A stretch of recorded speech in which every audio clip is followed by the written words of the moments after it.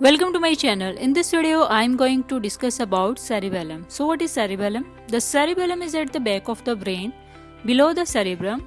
It's a lot smaller than the cerebrum, but it's very important part of the brain. It controls balance, movement and coordination, like how your muscles work together. Because of your cerebellum, you can stand upright, keep your balance and move around. Do you know what are some interesting facts about the cerebellum?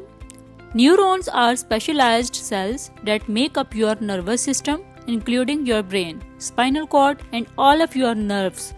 Your cerebellum is only about 10% of your brain in terms of how much space it takes up. However, it holds about half of all the neurons in your entire body. Your cerebellum forms a half circle shape around your brainstem, which connects your brain to your spinal cord.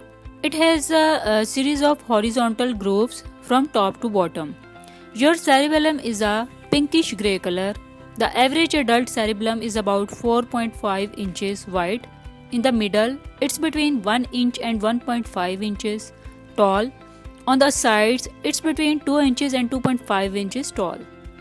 Any condition that can affect your brain can affect your cerebellum. Some major examples include ataxia, congenital disorders, immune and inflammatory conditions, genetic disorders, infections, vitamin deficiencies and nutrition problems, stroke, cancer, cerebral agenesis.